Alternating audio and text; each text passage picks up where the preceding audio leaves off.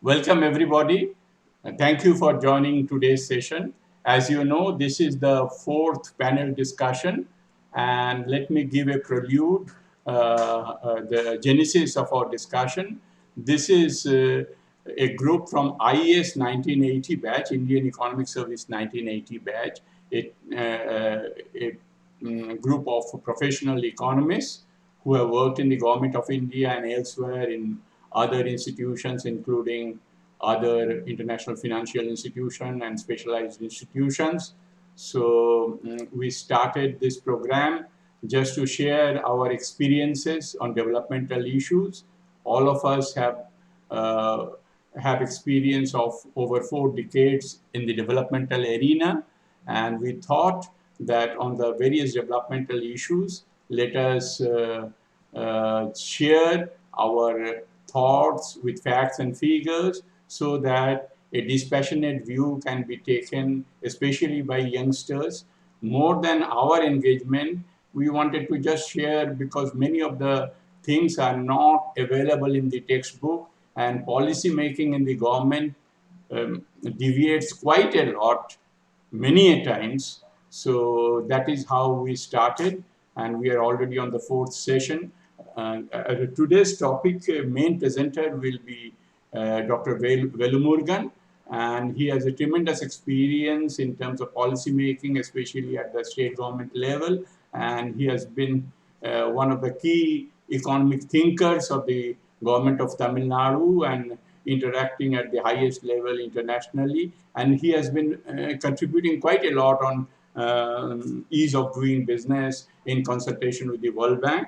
He would be talking today on improving ease of doing business, historical perspective, real issue, and what needs to be done. Very practical, and this was elaborated by Dr. Senapati, Manju Senapati, who has really given a very practical dimension to the issue.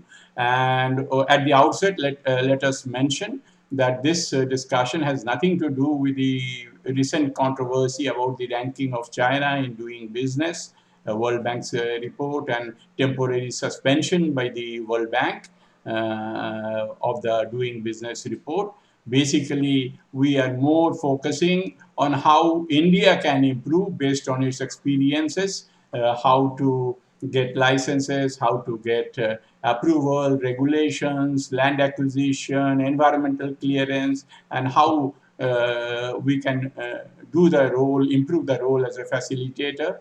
So, how to improve business relations and investment climate. So, Velu will be coming with his paper, but before that, I would request Mr. Krishna Kumar, N.K. Kumar, who has been our distinguished colleague, and he has been working on the development area in both. He has been associated with program evaluation at the outset, and he has been working a lot in the program evaluation area and also in the communication area. He has 4 decades of developmental experience. So I would now request Mr. N.K. Kumar to initiate the discussion based on Velu's paper. Thank you very much. Yeah. So thank you, dear Nirmal, for your kind words of introduction. And at the outset, I would like to place on record my sincere appreciation for the tremendous effort that Velu has put in crafting an excellent paper. In fact, it's a kind of a ready reckoner for those who know the subject or those who want to refresh themselves. It's a lovely attempt. He has collated all the relevant data in a nice, readable fashion.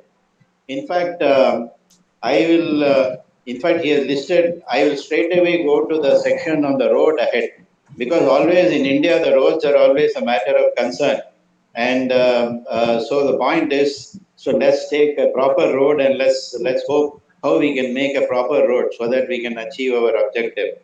That said, and the first thing is Velu says above all good governance. Rather, I would put it at the epics. good governance should begin at the should be the first driver of ease of doing business.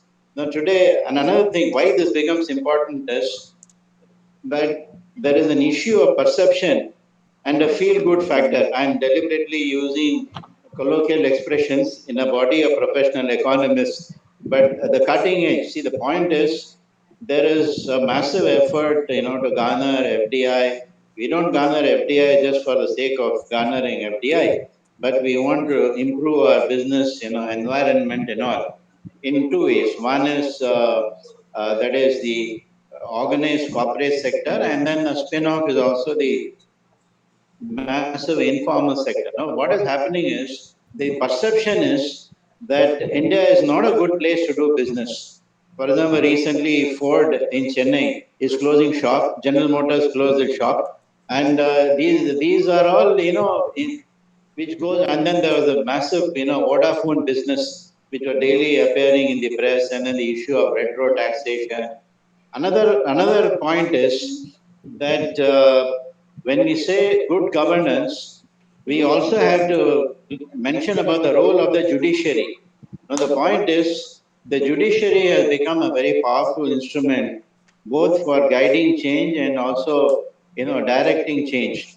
Uh, so, judiciary, unfortunately, many cases get stuck in the judiciary. Number one, and number two, the government is also a very compulsive and an inefficient litigant. In fact, if you see the various issues relating to development, organizing business and industry, so all this has a ripple effect on ease of doing business. Unfortunately, what gets limelight is single window clearance. Now, take it from me, all the states have a concept of single window clearance and all. All that is fine. In fact, the other day there was a light-hearted comment, but with all seriousness, that everything is done online, but you also need a hard copy to support your claim. So the point is the control Raj, and then the mindset of controls and distrust is there. So ease of doing business is largely a matter of perception, management of perception, and for this we need a very sound regulatory framework. And we are very fond of regulation, but we don't have professional autonomous regulators. Perhaps the only sector where we have an efficient regulator, if I may use the word, is the telecom sector, TRAI. Of course, even some of TRAI's decisions are also called to question, but by and large, it works as an efficient regulator. But and then ports, in shipping and transport, because logistics cost becomes an important aspect of business. In logistics area also, we have a port tariff regulator which is functioning reasonably well. In airports, it's a mixed bag. So by and large, if you see, both in terms of economics of regulation and regulatory economics, we have a lot of catching up to do. And once we fix this, because otherwise what happens is all regulatory commissions have become signing tiers for IAS officers, underlined, with the possible exception of N. Kannan, who worked in TRAI and who worked in some areas. You can count on your fingertips the number of professional government economists who are taken on board. I mean, by default, it will always be an IAS. So the point is the regulatory domain is infested with the IAS culture. So unless we make a conscious effort to bring in professionalism, for example, the Indian bankruptcy code and all, see, which is again, it's a nice way because in India, everything like joining government service is very difficult to enter and difficult to get out. Similarly, industry a unit is licensed, but the units are not allowed to die. So the point is, these are all, and then nowadays we have this newfound, craze for startups. Sorry, I'm rambling, but I'm just assembling my thoughts.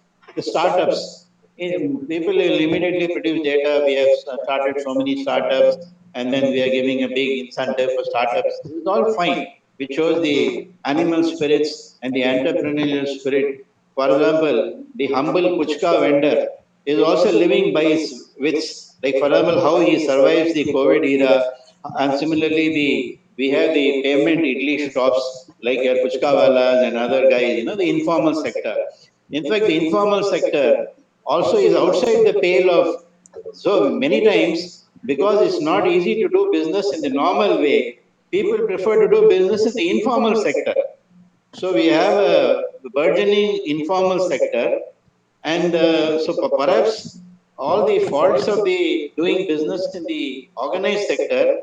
So to escape that route, people go to the informal sector. For example, the power loom. I would, because I won't like to preempt other friends from making their observations. I worked in the Ministry of Textiles. Ganguly Saab was also the torchbearer of IES in the textile ministry in those days. I recollect. The power loom sector is a classic case of it's an escape solution to get away because it was not easy to do business in the conventional route. So you developed a rather very unconventional and a massive jugaad, like what we use the word jugaad in Delhi. It's a jugaad to do business. In fact, the entire power loom industry, it's a mind-boggling thing. The electricity is stolen. There is no minimum wage, and then you have bonded labor. You have excise evasion. You have tax evasion. That is why a salwar kameez set is sold at 250 rupees, 5 meters of cloth, which is the product of power loom. For example, in Ghoria Ghat and Baliganj and all that area in Kolkata, you see that is all a testimony, and we have massive power loom clusters in India, some 10 to 12 of them. So which actually reflects about the problems of doing business in a conventional way. So these are only some of my thoughts. You will pardon my, kind of, it was a rambling kind of observations, but nevertheless, I thought that this should stimulate some discussion. And I thank you once again for giving me the first strike opportunity. And now I would love to hear the others. Thank you so much. Thank you so much, Kumar, for your very, very practical insights and raising very, very vital issues and what is ailing India. And it has a long way to go. Though the paper says that India has jumped 14 places in 2020 in terms of ease of doing business, but we have to traverse long distances in terms of following best practices and good governance in real practice. That is what you were highlighting. And especially the point that some of the companies like Ford and all are exiting. And I would like to refer to Dr. Velumurugan's paper, where he very eloquently mentioned about mindset problems. How to be a mentor and facilitator rather than being a policeman. You are talking about larger section of the bureaucracy who has been more of a policeman and inspector still, notwithstanding all the liberalization post 1991, but still there are ways to go. And another thing I would like to mention that Velu has mentioned is in his paper, that though India is doing very well in terms of FDI, in terms of ease of doing business, India, as you very correctly highlighted, has much to traverse. With these words, I would like to request Dr. Manju Senapati to kindly give her thoughts. Manju has been an illustrious Indian Economic Service officer. She has done her post-graduation from Delhi School of Economics and has a PhD in Women's Studies from University of Manchester. And wherever she has worked in the various departments of Government of India and Asian Development Bank, she made us proud by her immense contribution, leadership, and imagination. So she also, like all of us, have put in already 40 years of developmental work in various kinds of institution, and she has played the role of thought leader. So with these words, I would request Manju to kindly give her thoughts. Thank you, Nirmal. Thank you for all the kind words. I actually have little to contribute, but questions that come to my mind after reading Velu's paper. There's a lot of information there, and the historical perspective that I was looking for has been very nicely presented. I will just mention 2-3 highlights which he said there. if you look at how many reforms, India, he mentioned some 301 reforms that have happened. And also, if you look at the 14 places that you're saying, I feel all this is data. My question when I changed the topic a little and Velu kindly agreed was really to know on the ground what changes have happened. Do people really feel that there was deregulation? Has governance improved? Now, somebody from outside who left the government long time back, I know personally that even when there's a little bit of, even though we are from the government, little bit of work with the government, you kind of say, my goodness, how will this happen? And I know of cases, I don't want to take the name, but there are examples where big organizations set up an office in India, like one person to see whether India office can move further, started with one person, given the job of starting the office here in India, but given the complications, what all you have to deal with here, the person just had to close and the parent company called him back in US. So my questions are really simple, that a lot of reforms have taken place, but at the same time, do people who want to have a business, do they really feel that things have eased out?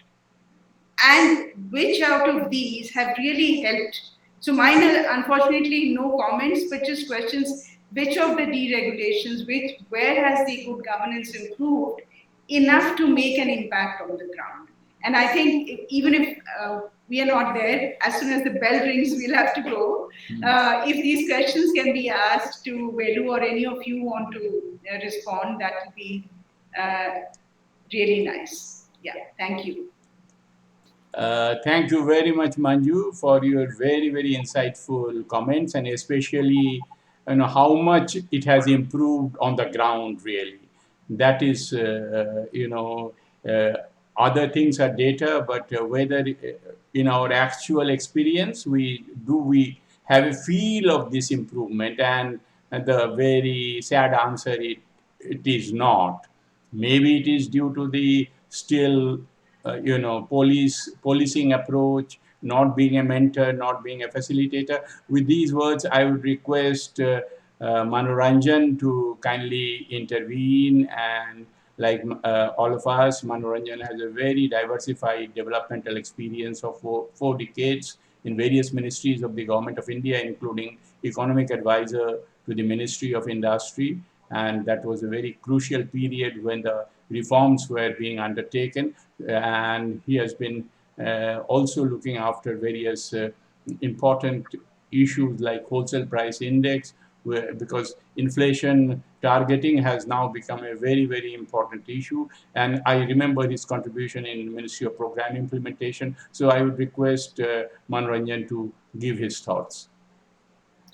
Thank you, Nirmal. And firstly, I would actually like to thank Nirmal generally for having organized this series of discussions that we are having. Having said that, my observations are very general in nature, but many of those have been touched upon by Kumar already. So when we look back to when we were liberalizing, China had started the liberalization some years before us, and we were so gung-ho about our liberalization working. We said we've got everything going for us. There is no problem of language that the Westerners will face, and we have a judicial system which the Westerners will understand. And these will give India a lot of dividends, say, vis-a-vis China. But what actually happened to this?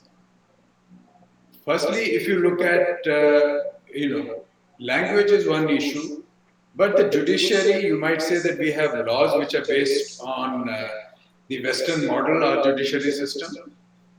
But where is the justice? You don't, if a court case takes you 20 years, then whatever may be the judicial system, it has no meaning. The other thing which is very important for ease of business, and I'm looking at this more so from the FDI perspective, that there has to be a policy stability. People must know what they are getting into. You can't get in on one environment, and 2 years down the line, that environment is changed, and that also retrospectively. So this does not inspire confidence at all. And so what we have to have, that the government, instead of reacting to either individual companies, which they do, or reacting to short-term resource crunches and wondering where they can shake down that money from the industry, there should be a long-term, or at least a medium-term consensus, irrespective of who is running the country at that point in time, that these are the minimum that we have to guarantee over a medium term if we are going to encourage FDI and if we are going to, improve the ease of doing business. That is one. And reverting back to judiciary, besides the time that judiciary is taking, I don't think the judiciary is necessarily interpreting the law anymore. So judiciary has become an arbitrator rather than an interpreter of the law. And moment that happens, then the law itself is not sacrosanct. Then you are balancing various political considerations. So I think that a known field and environment which is stable is very important. And secondly, again, what Kumar had also mentioned, how to navigate through the system. The system has to be made much easier, and all this, both my first and the second point, both of these require a mindset change. Not of that we are the one in the government, that they are controllers, but they are the ones who are actually requesting the business to come in and do something here for the betterment of the economy. Thank you. Thank you so much, Manoranjan. The controller's mindset you have very much highlighted, and because of our systemic problems, the huge time it takes in the judiciary in appointments of judges, huge number of pending cases, and China becoming the factory of the world, and we were trying to aspire and trying to compete with them, but we are nowhere near. Very, very important point that you have raised. Thank you very much. With these words, I would request Ramesh Manjanda to kindly come in. And Ramesh, like all of us, have put in 4 decades of developmental work, and he has been very active in terms of work in the finance ministry, expenditure. So he has eyes on every pie and utilization and how much developmental impact it has. So with these words, we would like to get Ramesh Manchanda's insight on the whole issue. Ramesh, mic is over. It is all over to you. Thank you, Dr. Nirmal. First, let me thank Velu for giving us a very comprehensive paper. I have gone through it, and this comes from not a theoretical economist, but from a person who has actually worked for so many years for attracting investment in the state of Tamil Nadu. So that way, this is something a very practical oriented kind of paper. And now, why do we need all these types of, this various indices in the context of inviting investment from abroad, in the context of undertaking more and more investment in the country. I think if we move step by step and start from first step, here the relevant thing is that there are so many difficulties faced by a person who wants to start a unit in the country, anywhere in the country, whether it's providing some kind of a service or manufacturing unit. And we all know the kind of problems are created, they are inbuilt in the system also, inbuilt in the psychology of the human beings with whom he has to react. So in that context, whatever the indices have been prepared, of course, there are some contradictory findings also. For example, the ease of doing business report from the World Bank shows that our ranking has improved considerably. But then there is another organization which says that between 2013 and 2021, as given in Velu's paper, India's ranking has come down from 5th to 26th place. So that puts a question mark on the methodology adopted or whatever other things go into this or working out these indices. So in a way, in the Indian context, this is what I feel is that these indices being basically based on quantitative data, not the qualitative aspect, hide much more than they reveal. As Manju has pointed out, that somebody came from abroad, set up an office. Now you are seeing that your ranking is going up and up and up. Planning Commission or Niti Aayog has an action plan for state reforms 2015. The state ranking is given, improvements are taking place, but still, they close the office and go back. So there is something, more serious to look into, attend to, and take remedial action.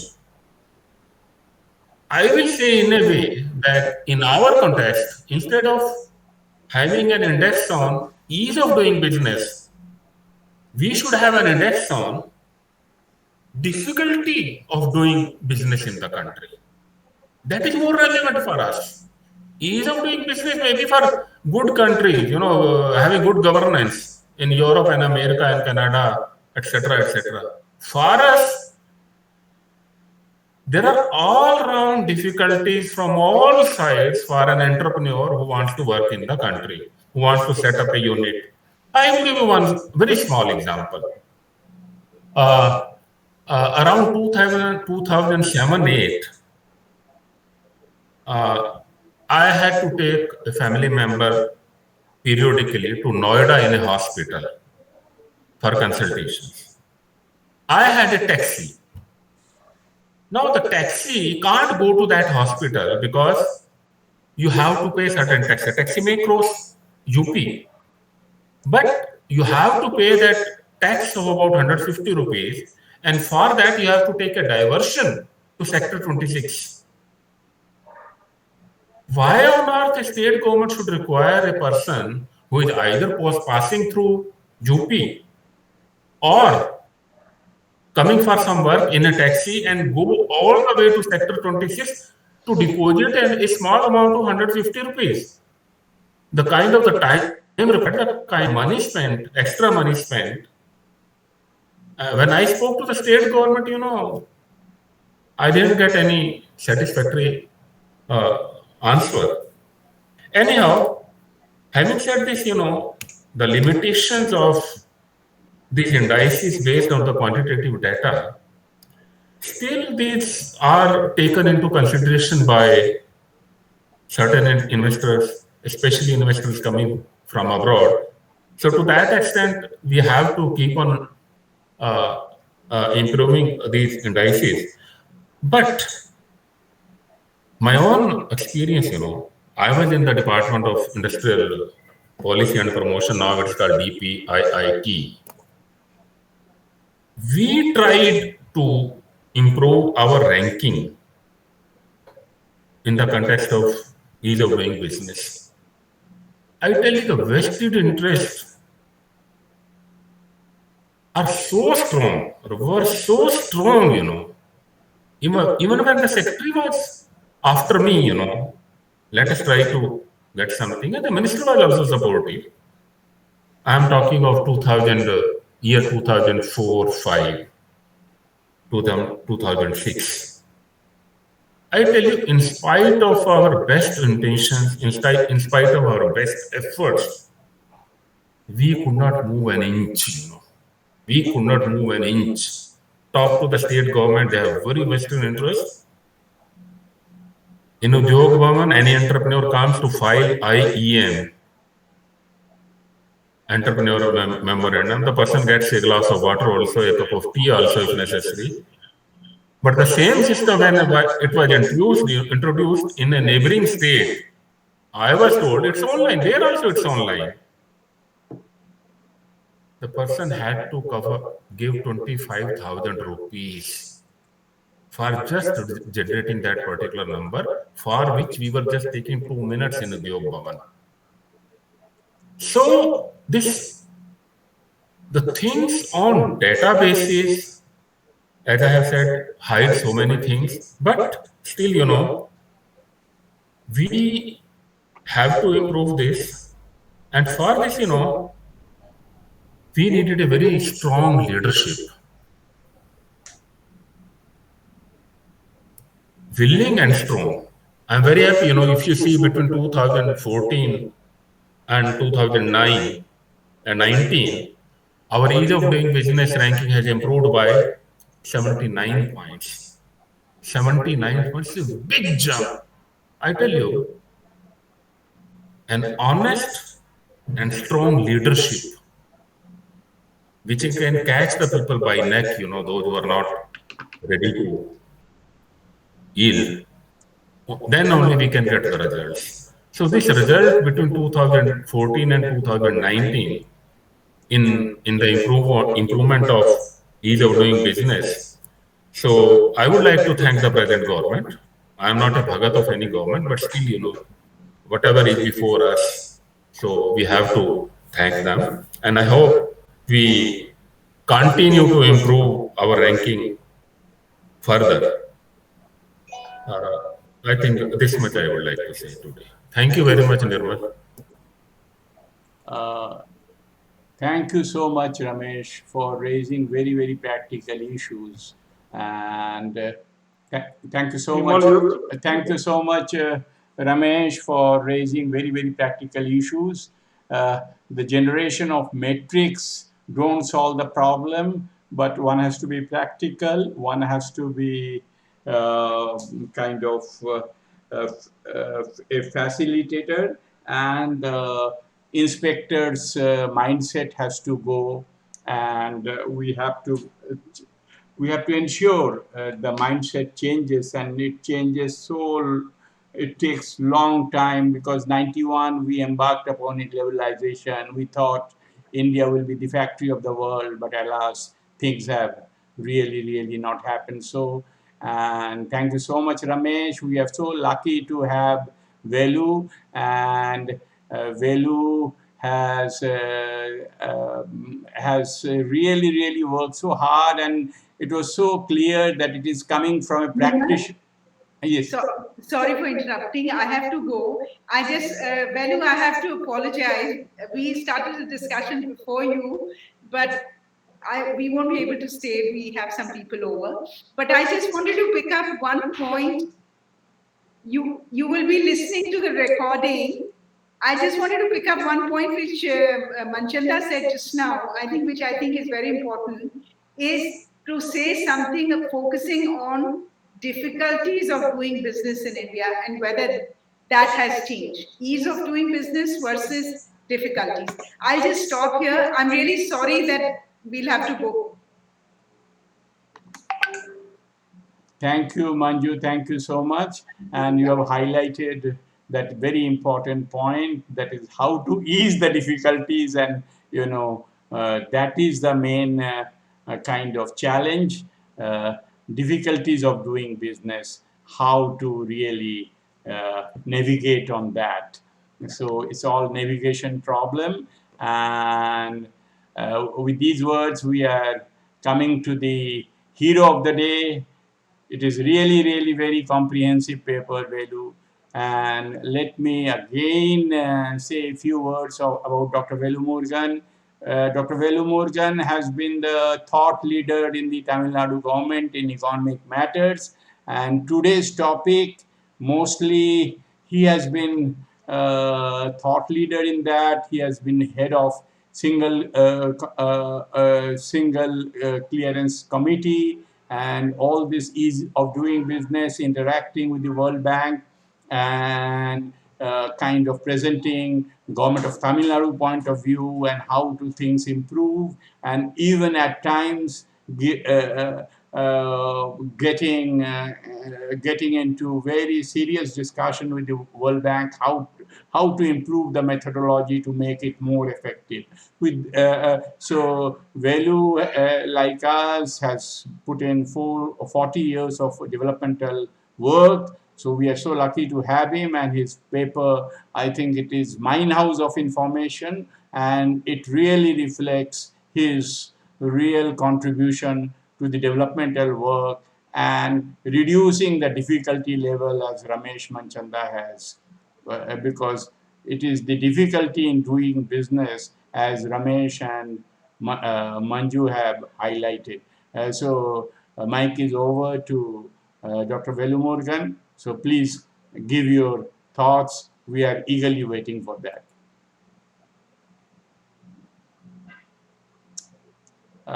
Velu, please unmute yourself. Please unmute yourself.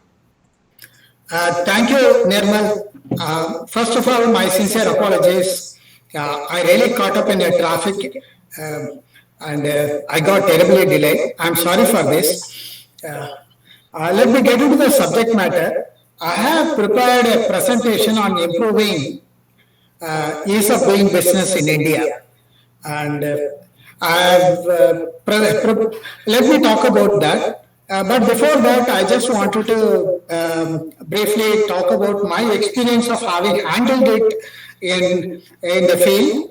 I was chairman of the state level's single window screening committee for almost how many years?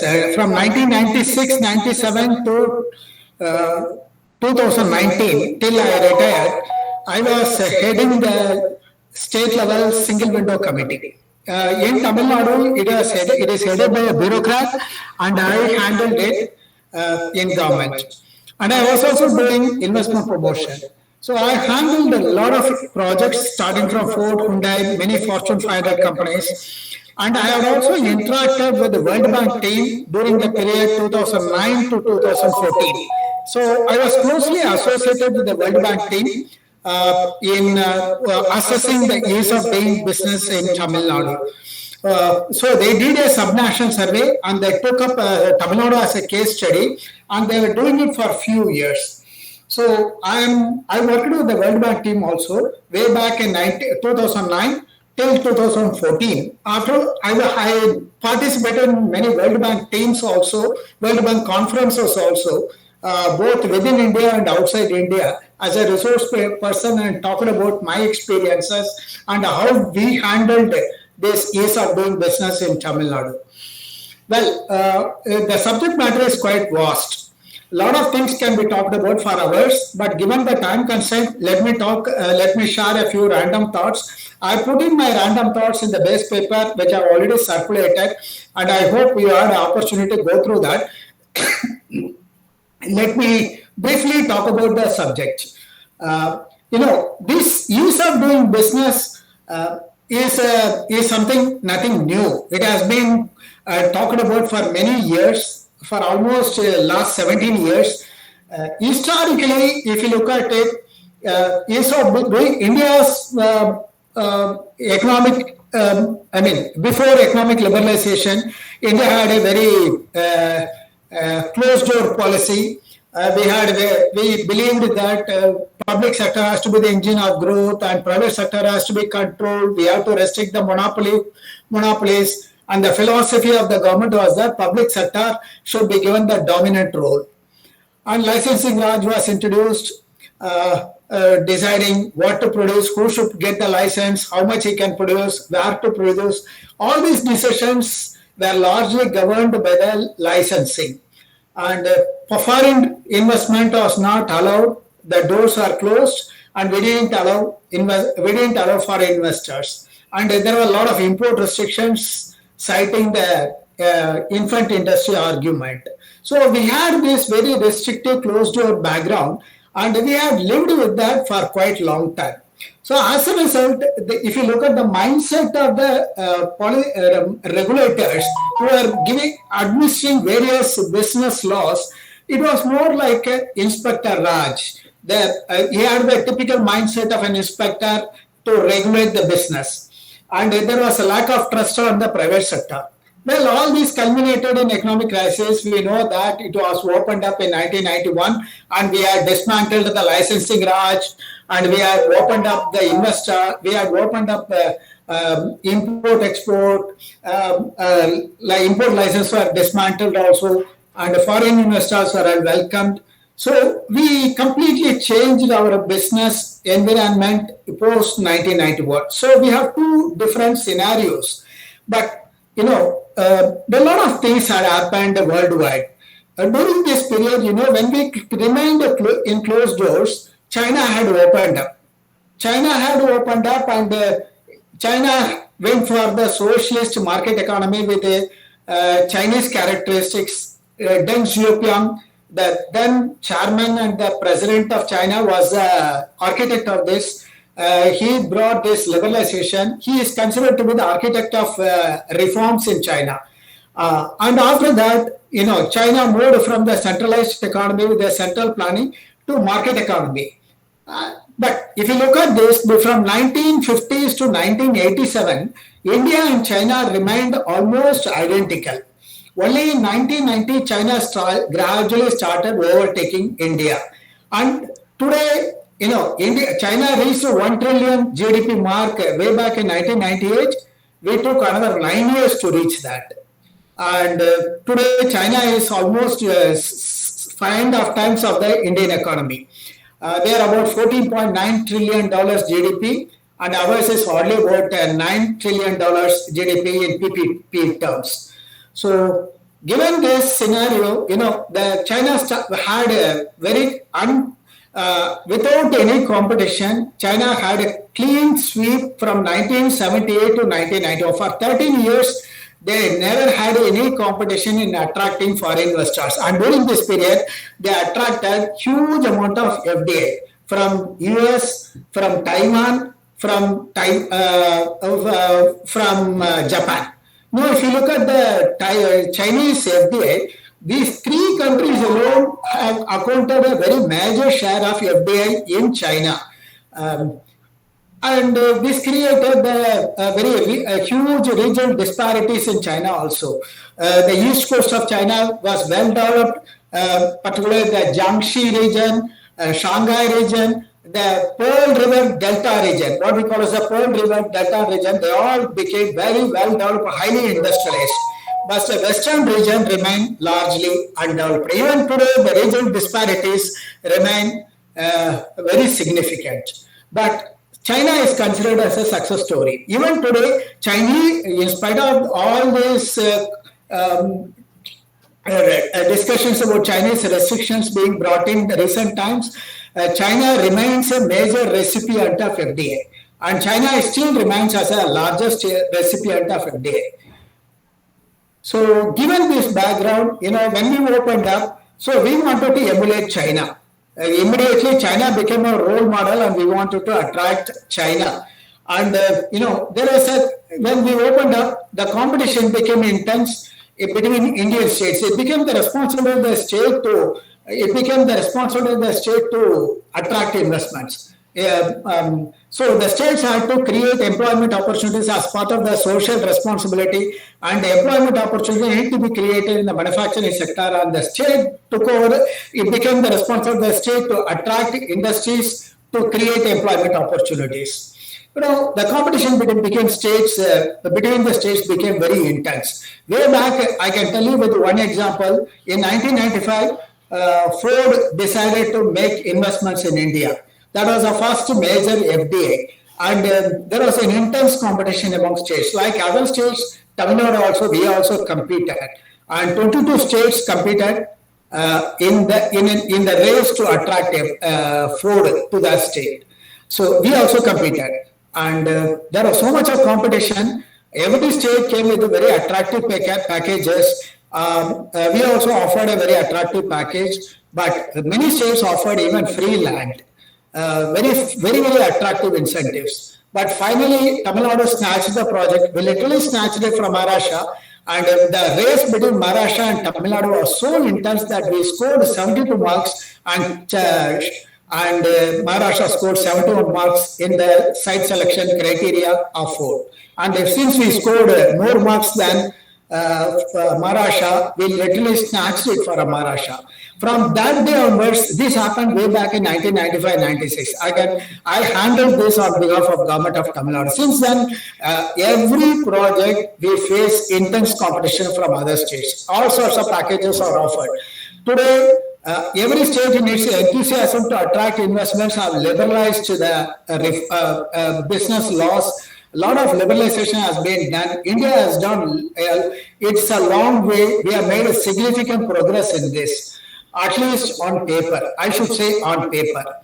But the problem in this context, every region trying to attract investments offered various packages, and for any investor, it became a very complex issue.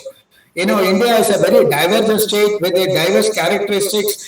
Each state is different with different resource endowments, competitive advantage, infrastructure development. So it became very complex particularly for investor. So in this context, a commonly accepted measure of ease of doing business was needed, and World Bank came with the idea of doing it, and it started the exercise in 2004, and it was doing it till 2020, till the controversy arose. The 2021 report should have been out, but because of the controversy, they stopped it. But every state also started emulating this model and started improving the ease of doing business. But the World Bank Index became widely accepted as a benchmark of deregulation of business laws, which is considered to be very essential for the investors. But the investment attractiveness of the state depends on many factors. It depends on the infrastructure, it depends on the skill manpower availability, it depends on the market size, it depends on more than anything good governance and transparency, then supply chain logistics. It depends on many other factors. But unfortunately, World Bank study doesn't capture any of these important parameters. It talks only about business regulations for a simple business case on a comparable basis over time between nations. So it started with this in 2004, and it started doing this as a measure of deregulation of the states. And worldwide, this was accepted as an index. So what happened is, Government of India, DIPP also started adopting this. In 2015, DIPP, now it is called as a DIPP, DPIIT, that is Department of Industrial Policy and Internal Trade. So it has introduced the model of reforms. It has introduced a matrix, and every state is now trying to implement that. But let us go back to the World Bank, which became the basis for everything. This was started in 2004, and the methodology was designed by three World Bank economists. Three World Bank economists developed this model, and it became the basis, and it remained largely unchanged until 2020. The model developed by three economists remained almost unchanged. And these economists used a model that it had a questionnaire as a basis, and the questionnaire was administered among the respondents worldwide. mostly it was based on telephonic interviews. Interviews were held with lawyers, auditors, tax consultants, basically these type of people. And if you look at the profile of the respondents, not many are industrialists. Basically, it was consultants, auditors, tax consultants, lawyers. They only responded. And in every country, they chose one city as a sample city, and they chose a few lawyers, auditors, tax consultants as respondents and conducted a telephone interview. I had gone through the methodology in great detail when I worked with the World Bank team for 5 years, and we had a lot of internal discussions, and I had my own reservations. In fact, World Bank invited me as a resource person to voice some of my views on the methodology. I had attended many of these conferences. Way back in 2009 itself, I raised many of these observations about the methodology adopted. You know, in 2009, Bombay was selected as a city. Even today, Bombay remains as a sample city. And they took, in 2009, the sample size was 69. Totally 69 lawyers, consultants, auditors, and a few industrialists were interviewed to assess the ease of doing business for a country.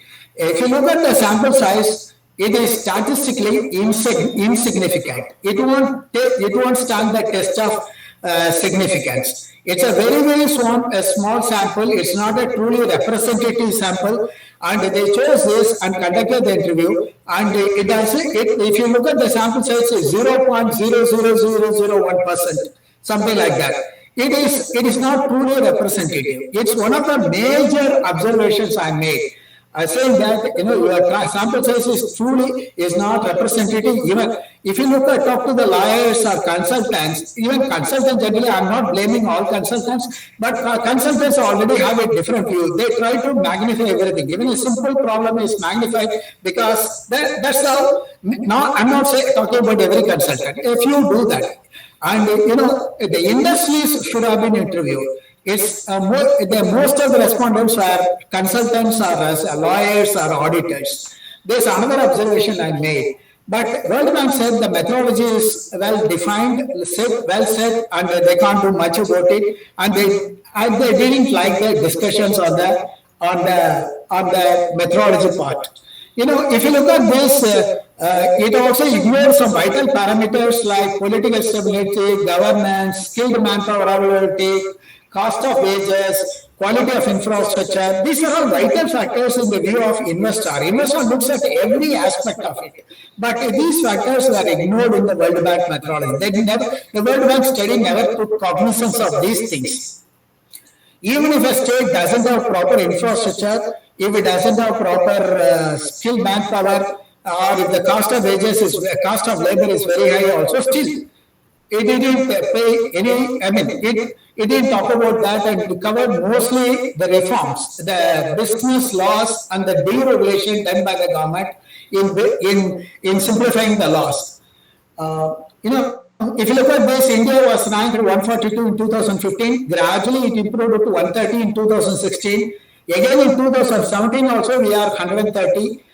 We became 100 in 2018, 77 in 2019, and 63 in 2020.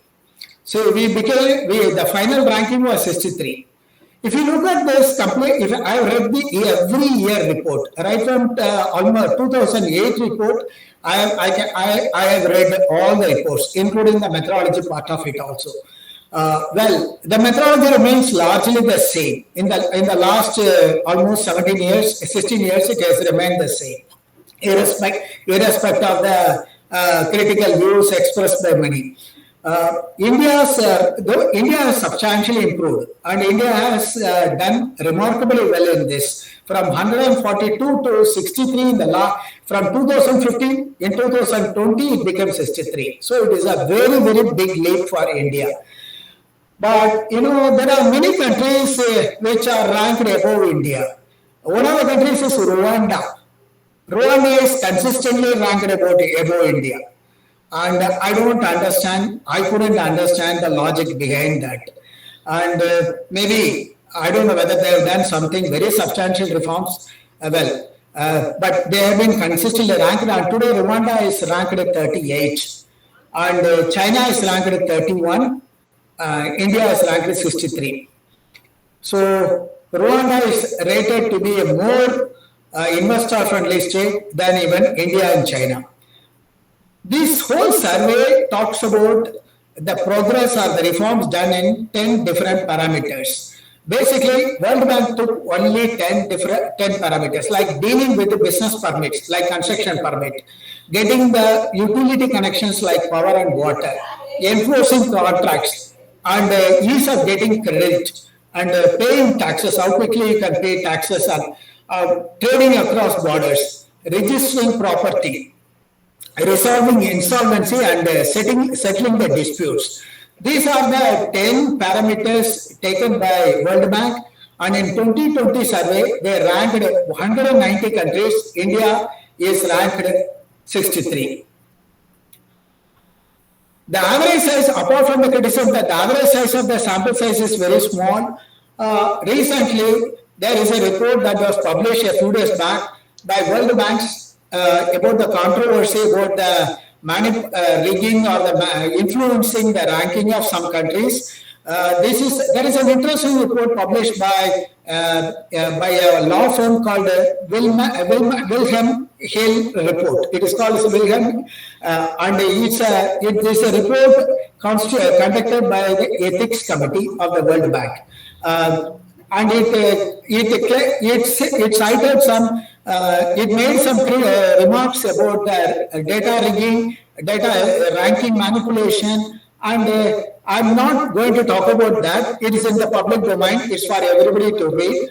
And there were counterclaims that it is not the former CEO of World Bank, who is currently CEO of IMF, has denied many of these. And well, this is all in public domain. I don't want, since it's already in the public domain, I don't want to discuss about that much. But World Bank is definitely accepted as is the most widely accepted benchmark of reforms done by countries. It is definitely, in spite of all these controversies, it is definitely rated very highly, and it is the most widely accepted a benchmark for reforms. Even today, every investor talks about that. Apart from the World Bank study, there are many other reports, similar reports. One report is by the World Economic Forum. World Economic Forum conducts what is called as a World Competitiveness Survey. It does a survey of 141 nations in terms of 103 parameters. It's a very elaborate, complex survey. It takes practically every parameter. It is not left out anything. It's a very comprehensive and complex survey. And India is rated 68 out of 141 in the latest survey. The latest survey was done in 2019. After that, the reports have not come up, probably because of the COVID. There is another report by World Competitiveness Report by the famous Institute for Management Development, IMD report. This is another famous report, widely accepted and widely quoted also. And this has evaluated 64 nations, and India is ranked 43rd. And it also talks about many parameters, many parameters, broadly falling under 4 categories: economic efficiency, government efficiency, business efficiency, and infrastructure. So there are many reports. There are private reports also. There is one report by a famous consultancy organization called A.T. Kearney. It talks about primarily FDA, how FDA flows to which country, what are the influencing factors, and how risk aversion is done by many countries. This is basically a survey by an independent agency. It's also widely accepted and a highly reputed report. And if you look at this, I've been reading these reports year after year. I have all these reports, collection of these reports also, including the previous years also. I'll be happy to share if any of you interested in this. This report, it is very interesting. India was ranked 5th in 2013 among the countries. India was ranked 5th. China was ahead of us in 2013. Gradually, India started sliding down. We slipped down there from fifth position. Today, our current position is 26th. we are ranked 26th. We are not in the top 25 countries. We have slipped down to the 26th position in 2021. This is a very latest report. There is another report called the Global Competitiveness in Investment Competitiveness Report. This again published by World Bank. This is also a very famous report. And again, FDI attractiveness is assessed by many independent consultancy organizations like Ernst & Young, PwC, Frost and Sullivan. Many consultants consultancy organizations do this survey across the world and make international comparisons also. There is a report by the famous magazine called The Economist. It is called as Business Environment Rankings. It's again published and it's again highly ranked. And they evaluate the business environment of countries. Then there is an Unthought World Investment Report. This is another famous report, very interesting report. It evaluates how investment flows, what are the deciding factors which swing the investment, why some countries are able to attract more investment than others, and how much quantum of investment they are able to actually attract. Very interesting report by Unthought. Then there is an International Tax Competitiveness Index by a tax foundation. It assesses the tax environment in different countries. There is a Global Manufacturing Risk Index by Cushman Wakefield. Then there is a Commitment to Development Index by the Center for Global Development. So briefly, there are many reports. I can keep on going, narrating many more reports. There are plenty of reports. There are no dearth of reports and there are no dearth of rankings. And interestingly, if you look at ranking of one country in one report and the ranking of the same country in another report, you can't make a comparison. In one report, we are highly rated, and another report, we are not rated so highly. So it gives a very divergent views, very divergent views. So coming at the national level, the Department for Promotion of Industry and Internal Trade, DAPP, has started this exercise in 2015. We started with 109 reforms in 2015. The states are asked to implement these reforms, and the performance of the states are assessed, marks are given, and ranks are given accordingly.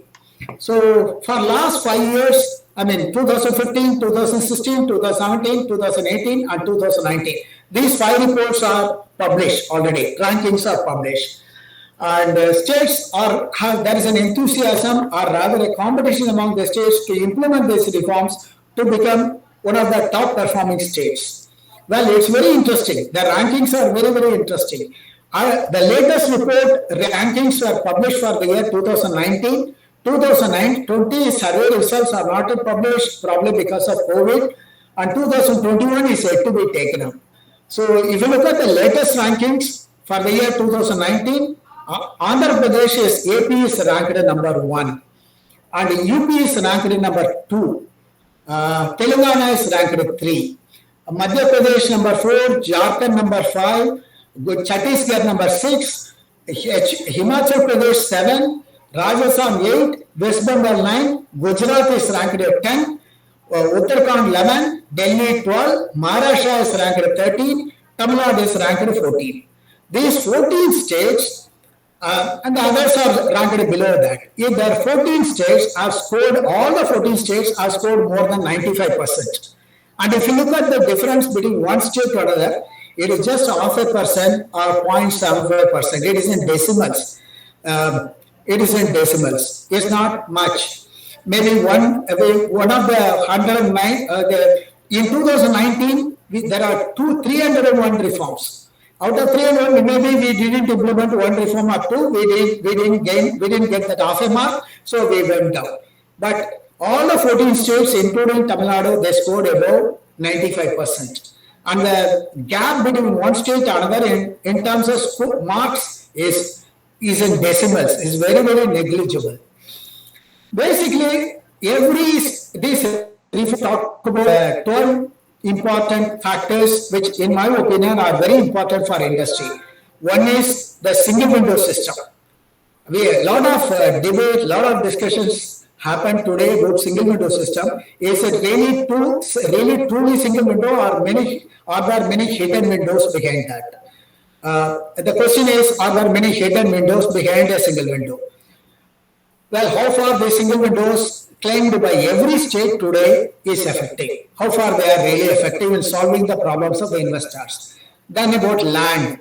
What about the land records? Is it possible to check the land, the title of the land, then the registration? Is it the registration process? Is it simple? Can it be made fast? Can it be made transparent? Then what about change of land use? Lands are classified according to the master plan by the town planning department into industry, residential, agricultural, mixed, commercial. They do the town planning and the master plans classify various areas into various zones. Suppose if an investor wants to change the land use zone, the classification from say commercial to industrial, how far it can be done quickly? How is it possible? Can the agricultural land be converted can be converted for industrial use? How far it can be done quickly? More often, what happens? Large projects which require huge lands. Some projects, automobile projects, invariably require 400 to 500 acres. So you always end up with some pockets of agricultural land in the middle of the site. So for the sake of contiguity, they need that agricultural land also, and they have to convert it from agriculture to industrial. How quickly it can be done? And what about the environmental regulations? A lot of discussions happen in the media about environmental regulations, how far it is transparent, how far the approvals can be obtained, how far it is simple. It's a very complex situation, how far it is simplified. And again, labor laws. We have more than 40 labor laws. And these labor laws, some of them were enacted during British period, during the British. For instance, Industrial Dispute Act of 1923, the Trade Union Act of 1935. We still have many acts enacted in the British period also under labor law. And a lot of these laws, the discussion was that some of these provisions have lost their relevance and they are not up to date and we have to modify them. So a lot of discussions happened, and recently Government of India brought out draft codes into 4 codes, reducing all these 40 laws into 4 codes, 4 labor codes. They are yet to be notified, they are not to be implemented, but at least the draft codes are in public domain, one can read that. So how far they are simplified. Then how to get power supply quickly, how to get water supply, how to pay taxes. Is it simple to handle the tax matter? And how to obtain construction permits, how quickly you can get construction permits. Then what about inspection? There are a lot of inspections happen under various regulations. What about these inspections? How can they be simplified? How can they be merged and made it as a common inspection so that the industry doesn't face harassment? Then what about commercial dispute resolution? Can it be done? Something can be done by the state at the state level. At the judicial level. Then there are many approvals needed for specific industry like drugs require drug controller license, food require food FASSI. So there are many specific approvals needed for specific industries. So this is a very complex. How far this can be simplified and how this can be made transparent and faster, so that the investor doesn't have to wait indefinitely. There are experiences of investors saying that they waited for 1 year to get all the approvals, 6 months to get all the approvals, 2 years to get all the approvals. There are many different. These investors are the best ambassadors for us. A foreign investor functions more like an ambassador. From my experience of handling hundreds of foreign companies, I can tell that every investor matters a lot. If he is satisfied, he becomes our best ambassador. He keeps going and telling that Tamil Nadu is a good state.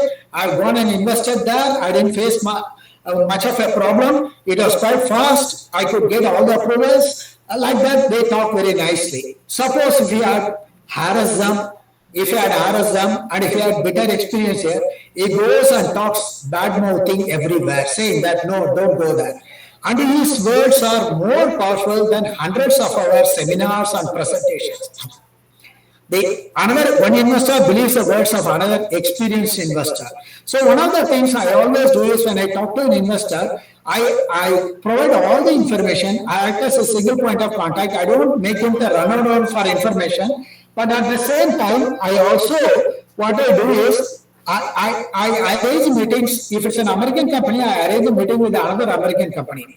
Suppose if an American company comes to me and talks to me about making investments, I arrange a meeting with the Ford. They go and talk to the Ford. I fix a meeting with the CEO of the Ford, and I don't go and deliberately attend. I avoid attending that meeting, so that there can be free discussion between the investor and Ford.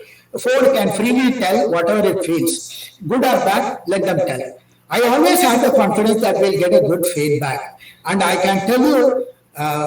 In almost 99% of the cases, I got a very, very positive feedback. In fact, one example is World Bank itself wanted to put up a back office. They wanted to put a back office. They don't have an office of their own outside Washington. Outside Washington, they don't. They have a country representative office in every country, but they don't have their own office. It has nothing to do with that, with the India or with any country. It is their another extension office, a branch office, one more World Bank. And they wanted to put up in India because it involves a lot of IT operations. And so they looked at locations like Mumbai, Delhi, Gurgaon, then Bangalore, Chennai. We looked at 6-7 locations, and we also competed to attract that. And since World Bank is located in US, and since the site selection team included a lot of US nationals who are part of this study, so I arranged a meeting with the Ford, and they went and met Ford. Ford gave such a fantastic report about Tamil Nadu. Well, they came back and said, yes, we are very happy that you arranged. We got an independent report, independent feedback. And that gave us a lot of credibility. And today, World Bank has got the only back office outside Washington is in Chennai. It employs close to about 4,000 persons. It's a World Bank office. A lot of accounting operations which are to be done in Washington are done here. It's a back office of World Bank. It has nothing to do with India. It handles accounts of all the member countries. It's like a bank back office. Like Standard Chartered Bank has got a back office to handle the accounts of its customers worldwide. World Bank has got a back office here. I mean, the credibility, ultimately investment attractiveness, in my opinion, is dependent on many factors, and the credibility of our credibility is one of the important factors. Unfortunately, many of these surveys didn't capture that. Today, well, DIPP survey captures broadly this. I think today, this is the most comprehensive survey done with the 309 parameters. They look at 309 parameters. The survey matrix, the reform matrix is a very huge matrix running into several pages. But definitely, I think it is today one of the best surveys done. And India is on the right track. So in this reform, Government of India expects every state to put out a comprehensive information about what are the approvals to be taken, irrespective of the type of industry. So the information should be first made available online. Yes, every state is doing that. Now, earlier, getting information was used to be a nightmare. Today, every state has put out information. You want to put up a drug unit. Okay, drug manufacturing, bulk drug manufacturing. What are the approvals you need? Whom you should apply? What forms you should submit for approval? Whom you should approach? So, complete information is available in all the state government websites. So, every state has put out a web portal, loaded all the information, a complete checklist of approvals to be needed, the forms needed, the information to be submitted, and the timelines are defined. So for this approval, the time limit for the government to give you approval, if your documentation is complete from that date, you should get the approval within 30 days, within 45 days. Time limits have been put in. And the documentation submission are all done online. No need for physical submission. So the documents, application forms have to be submitted online. All the states have now put up a common application form. We started this exercise of common application form, and every state now is following that. Instead of multiple forms, there is only one form to be filled in and submitted to one single agency through online, and the agency takes over, and the documents are scrutinized by various statutory agencies online. Queries or clarifications can be asked only online. No physical touch point. The human interface is avoided. Basically, this is to avoid corruption and introduce transparency. So everything is online, and the physical meetings, as far as possible, have been restricted or not encouraged. And the queries are to be raised and answered by the respondent company, applicant company, online only. And finally, the approval is also given online. The approval can be downloaded from the website, and you keep that as approval. This is our current procedure. And today, most of the states follow that. I think most of the states follow this. And today, the situation is much, much better than some 5 years or 10 years ago. So we have definitely, if you ask me, India has definitely, my opinion is India has made a substantial progress in business deregulation. That is one of the reasons why we are able to improve our World Bank ranking also. We improved our ranking from 143 to 63. Very substantial improvement for us. But this is mainly because of our reforms. There are definitely a lot of improvements have been done by state governments. But these reforms, irrespective of that, there are many areas which you need to focus on. For instance, one is infrastructure. We still need to focus on infrastructure. Without power, without water, without utilities, no investor will come and invest. Irrespective of the fact that we have deregulated and we have improved this, these things matter a lot. This is what China has scored a lot. They created world-class infrastructure. Their labor availability is so good that when most of the nations face labor shortage, so countries which face labor shortage went to China because labor was abundantly available and labor cost was very cheap. Today, India is gaining ground there. Today, our infrastructure is improving, and China's China has become labor has become scarce in China, and labor costs are shot up. Now, labor cost in China is much, much higher than India. And companies compare this and feel that India offers much more competitiveness than even China. But Chinese infrastructure is definitely one of the best. And they continue to be one of the top recipients in terms of investments, particularly FDI even today. So, in India, if you look at it, there are some states which are definitely attracting a lot of investments. Like Maharashtra has always been number one. Maharashtra has always been number one in attracting investments.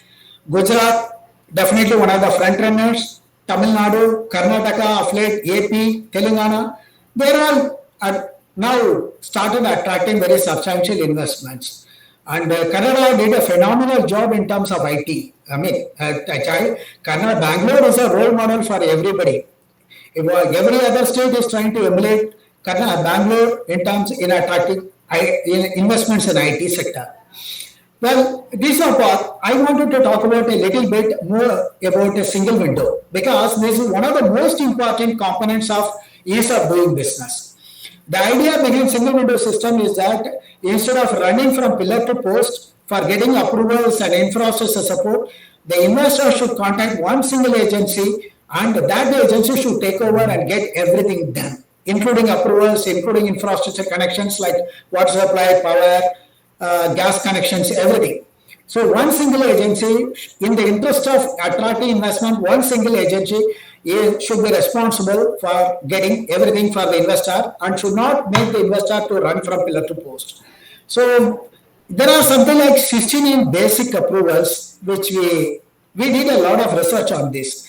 There are many approvals, individual, smaller approvals for various specific industries, but by and large, 69 approvals are needed, 69, even today.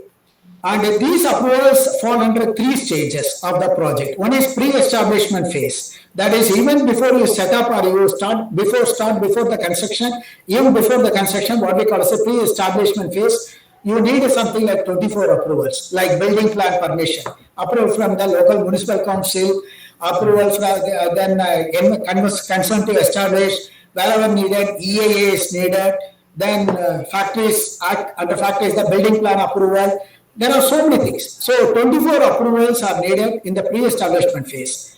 Then 15 approvals are needed in the pre-operation phase. That is, you have constructed the project, but you are yet to commence production. Before commencing production, there are 15 more approvals needed. And once you commence production, it is called the post-operation phase. There are 30 approvals, what we call as renewals, most of them. Some of the renewals have to be done every year. Some have to be done once in 2 years or once in 5 years. There are many approvals to be renewed. So that is the post-operation.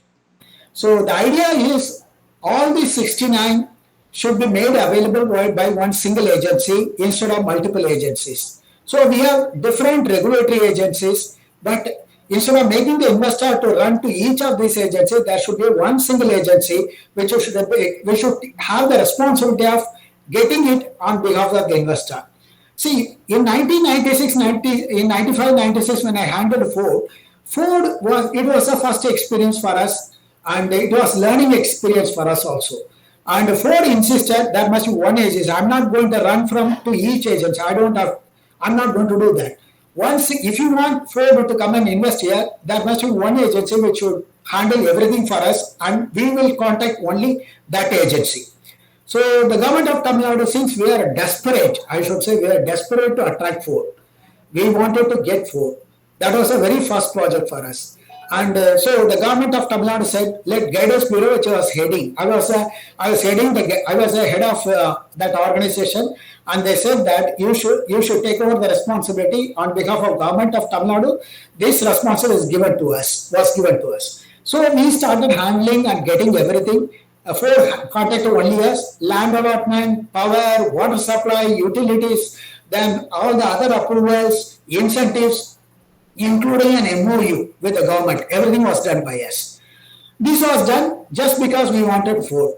Then, since it became a very successful experience and the investor gave a very positive feedback on this, the government said, let us make it a system and let us create an institutional framework and issue notifications mandating my organization called the Guidance Bureau to do this. It was set up by government when Shaktikanta Das was a joint secretary in industries. I was head and vice chairman of Guidance Bureau. They created this organization and it started handling this. And it was subsequently made as a single window office. Initially, we had notifications. Subsequently, in 2019, after many years, they introduced a law called the Single Window Law, Tamil Nadu Business Facilitation Act. Under this, there is one organization notified with the responsibility. There is a common single form to be filled in by the investor. Timelines are fixed. What we did is, if some agency, if some regulatory department doesn't give approval even after say 30 days, what happens? Then we introduce a deemed approval clause. That means the proposal is approved, deemed to have been approved if the approval is not given by say a town planning department or factories inspectorate or by the pollution control board. So we introduce a deemed approval clause, and with this deemed approval, it is as good as a regular approval, normal approval, and the project can go ahead with the construction. They don't wait for any approval. So we give a guarantee. 30 days is your waiting time. Once you submit the common application form fully, in full form, in full shape to us, the countdown starts. We issue an acknowledgement putting the date. We received the form fully. All the documents have been submitted on this date. We issue a form. From that date, the countdown starts. On 31st day, in between we conduct the single window screening committee. I chair the meeting. We call all the regulatory agents, ask them, do you find any violations? Do you have any objections to this? If they have objections, they have to give me in writing. If they don't have objections, and if they are trying to drag the issue for other reasons, well, then I have the right to overrule them, and I was given the power to overrule, and I can go ahead and issue the deemed approval. So immediately we issue the deemed approval on 31st day. We meticulously issue the deemed approval, and now today most states do that. And so there is a complete online tracking also. The status of the application during the 30 days can be tracked online. The investor knows at every stage where is application pending, what is the current status of it, why is it pending, how long it is pending. And the system generates MIS reports for monitoring. We keep getting reports almost every week on every project. So we know the status of every project which has submitted the application. Well, these are now done by practically every other state. A lot of improvements. In fact, some states have done even some improvements on this. Andhra Pradesh has done, Telangana has done. Some states have done very significant improvement. In some states like Punjab, I tell you, they have done some remarkable reform. They have some best practices. I understand that the architect is competent to certify a building. If he certifies that the building doesn't have violations, then it is considered as approval, as approved. Then the project can go ahead and start the construction instead of waiting for the town planning approval. When the chartered accountant can certify the approvals after auditing it, and if it is accepted by Income Tax Department, then an accredited architect should also be competent to sign the building plan drawings, and that should be accepted. His certificate should be accepted, and based on which a deemed approval should be given. And many states now do that. Not many companies know that. In fact, the tragedy is not still the reforms done have not reached many people, particularly the small industry still lacks a lot of information about it, and they are generally being at the bottom of the pyramid. They face a problem. They face a problem. Well, a lot of before I conclude, I just want to say, well, a lot of improvements have been done in ease of doing business in various business laws. Well, there are still a lot of improvements can be done. Many improvements can be done. I feel that in spite of all this, transparency is still an issue, a very big issue. Still, some people with a vested interest, with a rent-seeking behavior, if they try to delay it and create problems or keep on raising queries after queries after queries endlessly, well, still projects face delays. A lot of delays do happen. In spite of all these reforms, in spite of all these deemed approvals, time limits set for approvals, delays still happen because somebody, some vested interest has some agenda, hidden agenda. He has the rent-seeking behavior. You know, the typical mindset. He feels that he is powerful and without his approval, nothing should move.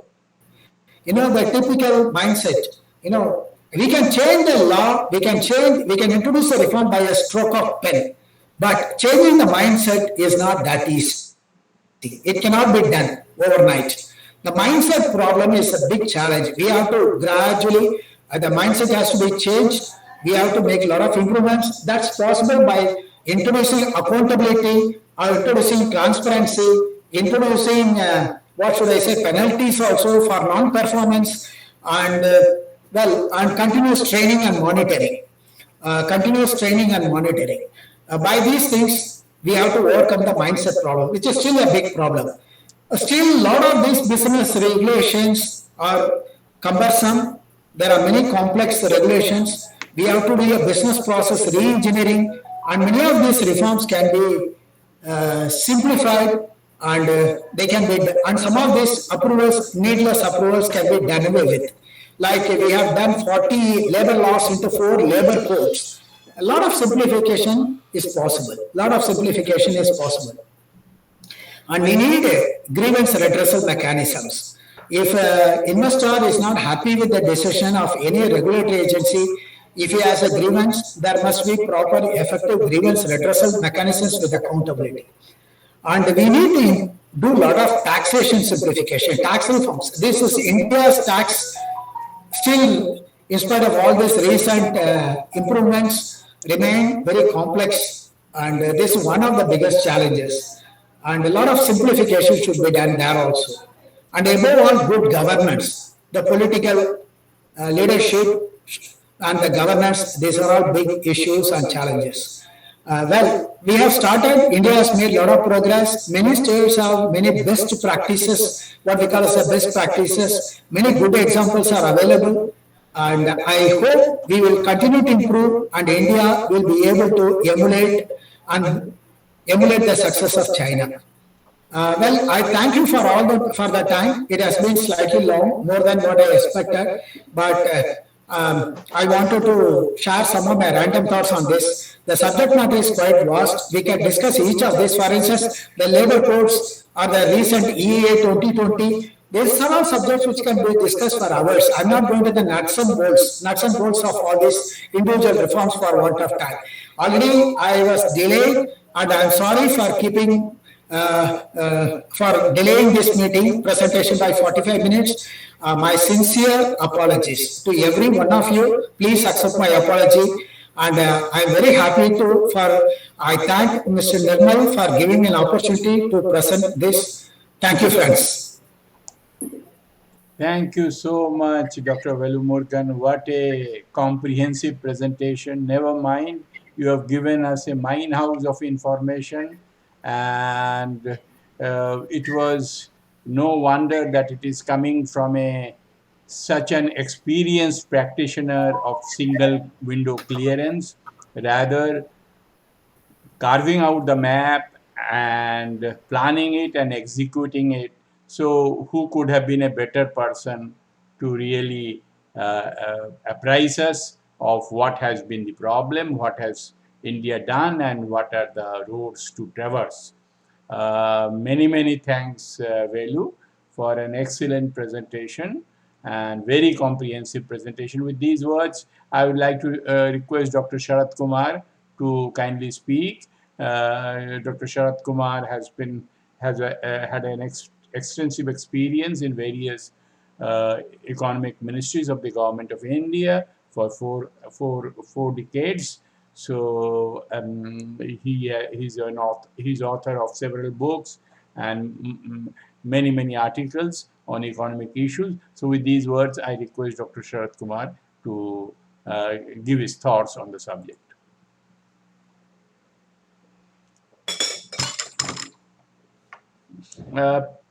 Sharat, please unmute yourself. Please unmute yourself. Thank you, Nirmal. And I must congratulate Velumurugan for a very comprehensive presentation. In fact, it is a very important issue as far as hoping for industrial development in India is concerned. And we have heard from the horse's mouth. It could not be better. And I must say that there are two issues. One is the international comparison, for which he has dealt in great detail. But then we have another kind of a comparison between states. And if we talk about, attracting investment in states, when we find that, well, Tamil Nadu has been way ahead of other states. And once again, I would say that this has happened because they had such a good officer, Velumurugan in Tamil Nadu. But at the same time, I must also say that, well, when we were doing this study on foreign direct investment in India in the Planning Commission, we realized that, well, there are few things, and this has been emphasized by everyone, which make things very simple as far as attracting foreign investment is concerned. And these are, rule of law and good infrastructure, and also the corporate tax. So, whether we talk about USA or for that matter UK and China, they had a much lower corporate tax than what was in India. And naturally, therefore, they went to those countries, the FDI went more to those countries than in India. We have also now brought down the corporate taxes. But besides the corporate taxes, there's another element which somehow we did not discuss in the FDI report. That was what happens to your exchange rate. Now, we have been very much enamored by devaluation. I mean, it happened as far as the 1991 liberalization is concerned. Rupee was devalued twice. And well, we did benefit as far as export is concerned. But when we talk about foreign direct investment, the investor wants stability in the exchange rate. If our rupee is getting weaker, and therefore the profits which he can take back to his country is gets to lower value, then naturally he will not come. Now, in comparison to India, what I notice, perhaps the Chinese government played a better card. They played the cards better in the sense that they maintained the exchange rate. So you see, there was a direct incentive as far as the investors are concerned, which perhaps we failed there. So that was one reason. But at the same time, on infrastructure also, you see, it was better infrastructure in China, and it has been so in also USA. And therefore, surprisingly, you find that, well, instead of FDI coming to developing countries, you see, FDI is going from developing countries to USA because you see, there is rule of law, there is better infrastructure, the corporate taxes are low. And perhaps, you see, there are other advantages to gain there. Now, so these are a few points which I think also need to be emphasized. Besides, you see the competitiveness index, which we have discussed. At the same time, I must say that, well, this point has been emphasized that we have been making progress. Look at this report on foreign direct investment also. What happened? We see earlier there was so much of restrictions. So now, if somebody wants to invest, let us suppose with a 51% participation in equity, that is allowed. Earlier, in many sectors, they could not do so. So that was one thing which did happen over the period of time. In more and more sectors, we have been more liberal to allow them greater participation. But you see, again, I would say that, well, there are policy issues on which, as economists, people in India should focus upon. For instance, just say, you see, as far as the public sector is concerned, the public sector in India, instead of being encouraged, you see, they are simply never talked about, which is very surprising, and which should not happen, because the key thing is, how do you augment investment in the country? So if your own people can make an investment, and FDI would be a very small component to the total investment. So you see, ease of doing is certainly very important, and some progress has been made, but we need to make greater progress. You see, we need to also look at what happens to our own, you see, domestic investors. There we should certainly try to remove the difficulties, I would say, as much as possible. And you see, I would also like to share with you my personal experience. When we brought out this report, interestingly, we found that, well, people from Australia also came, and they had seen my name in the report. So perhaps they felt that, well, the nitty gritty was done at our level. So he came to me and he talked to me. Perhaps he has some curiosity. Then I also put him a question that if we want to, let us suppose, raise the level of foreign direct investment, how do we approach the investors, the big multinational companies? Then he told me it's not very difficult. All the MNCs are in India. So you can pursue them, you can sue them, you can request them, you say these are the issues. Perhaps we need to do more exercise as far as the data is concerned. Where are the possibilities? So I think these are the few words with which I would like to close my comments. But it was a great lecture. Once again, I thank Velu Murkan for the same. Thank you. Thanks very much, Sharad, for your very, very practical suggestions and also flowing out of the report that you had worked on. And that gives us a very practical dimension. One thing that came to my mind, that some of the withdrawal due to bad relation between US and China, some of the investments are being withdrawn, some of the multinationals are withdrawing. But they are not coming to India, they are going to Vietnam, they are going to Philippines, they are going to Bangladesh. So I think government of India and the state governments should really look into this issue. What is really, what is not attracting them to come to India and going to Bangladesh, Philippines, and Vietnam. So this is one thought that I thought I'll share with my colleagues. And with these words, I would request Dr. Manas Bhattacharya to give his thoughts. Dr. Bhattacharya has a stupendous national and international experience. He has a huge experience in international labor organization, and his work in trade area has been appreciated by no less than a person, international developmental economist, and even IDS director has acknowledged his contribution. And so I would request Dr. Bhattacharya to kindly speak a few words. Thank you, Nirmal, and definitely I'm indebted to Velu for giving such an elaborate exposition, and also all the speakers made such valuable contributions and provided useful inputs.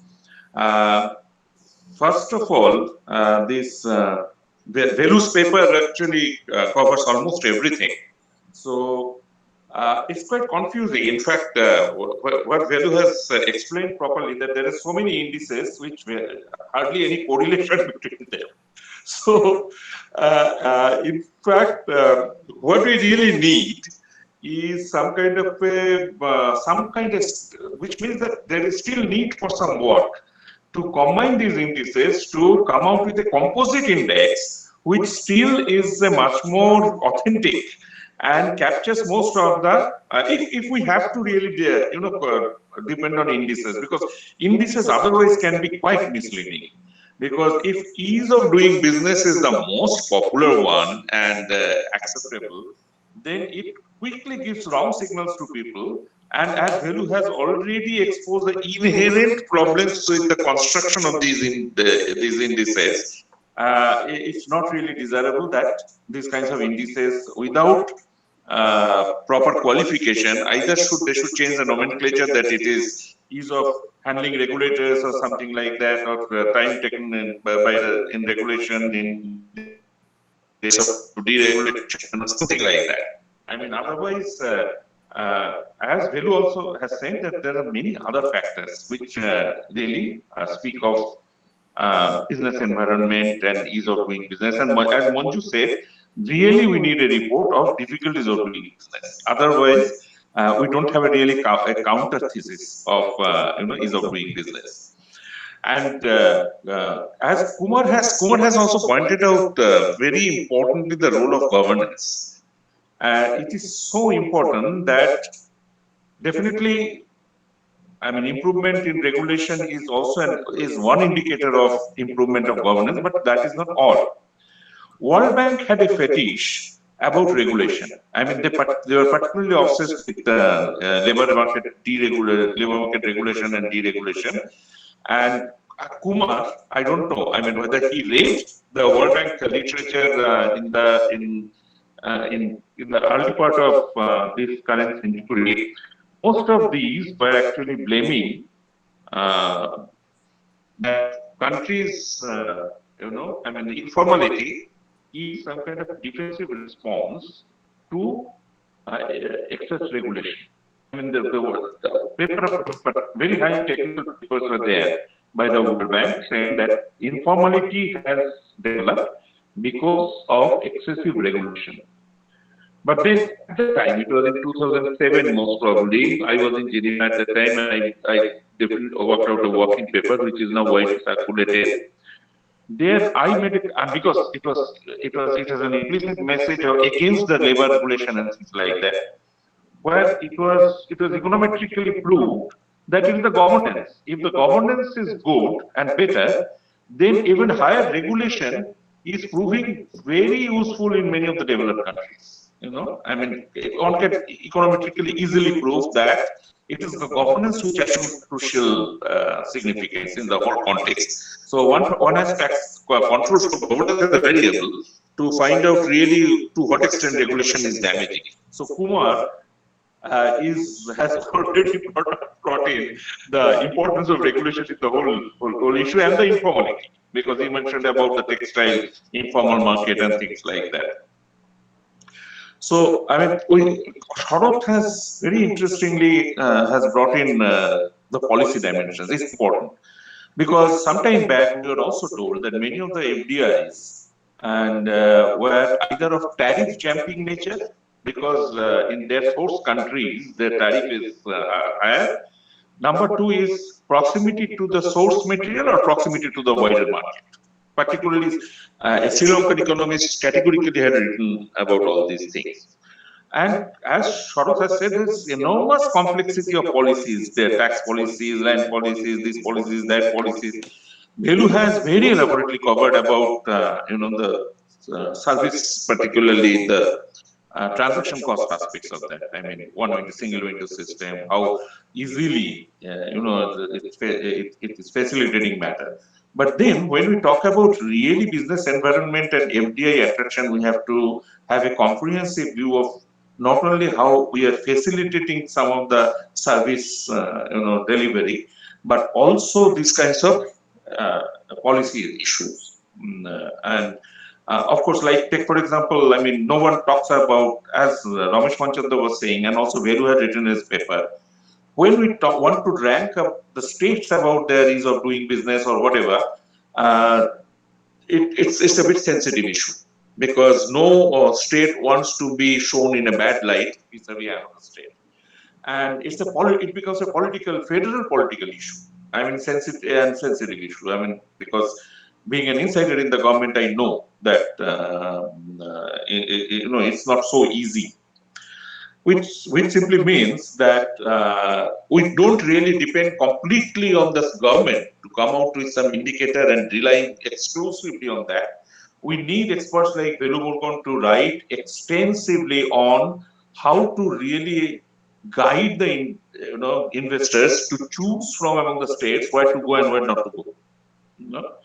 And because this is a multiple indicators regime, and any single indicator is not really a comprehensive indicator. It requires policy studies, policy directions, good macroeconomic. Of course, I mean, good macroeconomics is also included in one of the World Bank indicators.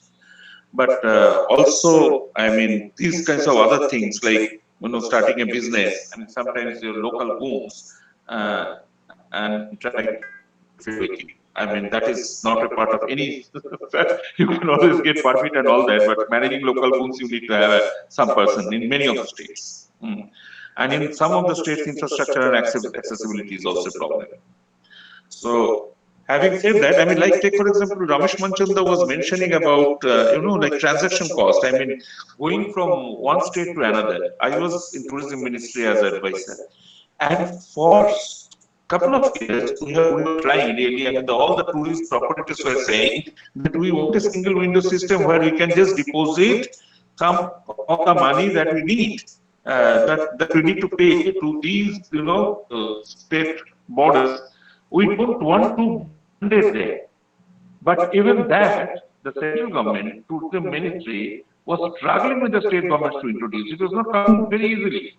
I don't know. I left that stream, but I don't know whether the government of India has been raised successful in having a seamless movement of tourist vehicles across the state. There are other issues, even not only international, but also across the state. Like you should travel to a particular tourist bus and reach a state border, you have to change and get over to access tourist bus in the other state.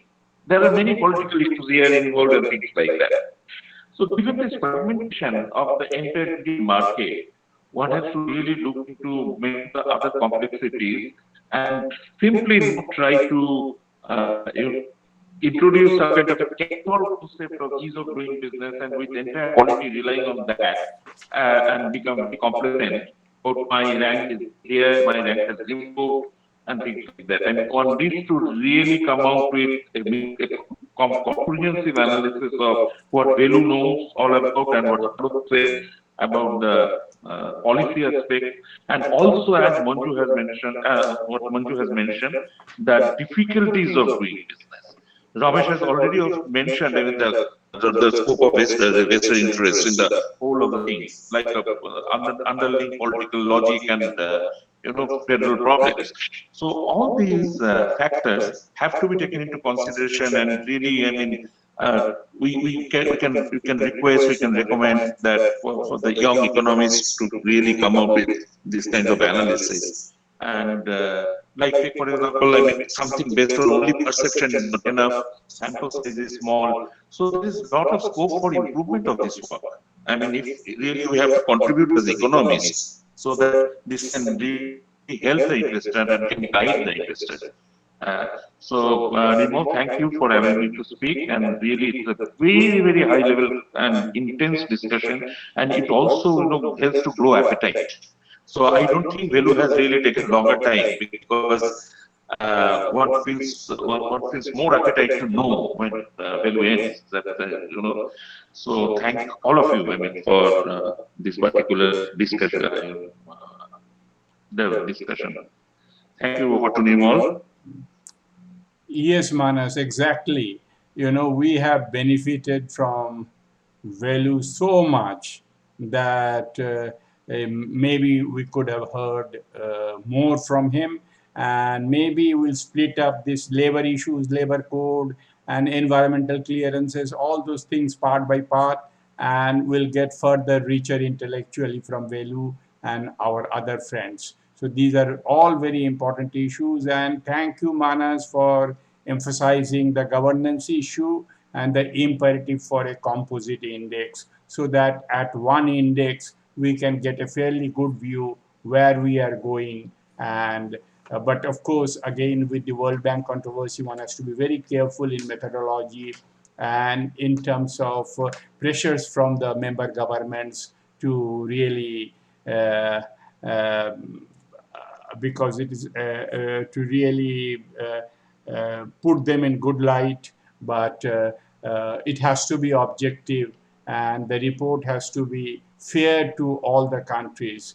So again, state-wise performance also reflection is not an easy issue, but all these things need a lot of technical expertise. We have traversed a long distance, but we have to go much more, especially the main issue of governance and the main issue of mindset change from a facilitator, from a policeman kind of mindset to a facilitator, mentor mind state. So that, of course, will take maybe more time, but one has to really, really bang on and conscientiously approach and highlight. I would like to make an appeal that those of you who are viewing this program, please subscribe to this developmental channel. We want to, our idea is to provide a dispassionate view of what is happening on various sectors of Indian economy and global economy in a very unbiased manner on the basis of facts and figures in an analytical way. And especially to young people, it will give very good information. So please subscribe to our channel. And if you like this program, please don't forget to press the like button and keep viewing our channels. Our channel, and we'll keep informing you about our new videos. And at the end, I would like to mention, like all our friends, what a beautiful evening it has been. What an enriched discussion it has been. I think Velu and other colleagues have gone threadbare on the ease of doing business in India, especially from practical perspective, because many theoretical papers intellectually reflect, but having been in the government and how things are to be put across in the government, how things are to be implemented, are to be thought over, and how things are to be harmonized, that comes out of long years of government experience. And I would once again like to repeat that who could have been a better person than Velu, who was at the helm of affairs of single window clearances and spearheading Tamil Nadu to attract more of investment, make it a very, very important place. One more point that Velu mentioned, that some of the states, some 3 leading states, Tamil Nadu, Maharashtra, and Gujarat, who are the leading states, but in terms of their ranking, they have been 10, 12, 14. But he said that everybody is above 95%. So some smaller states, when they do very good work, I think it looks like that they have more weightage, and they come into 1, 2, 3, 4, 5. Even West Bengal is shown as 9, and Gujarat, Tamil Nadu, and Maharashtra are 10, 12, 14 kind of states. So I think all these things have to be seen in perspective. With these words, we would like to end today's program, and I will stop recording. We can meet for another 3-4 minutes when I come back after stopping recording. So please wait for me. I will now stop recording. So let's remain silent till I come back.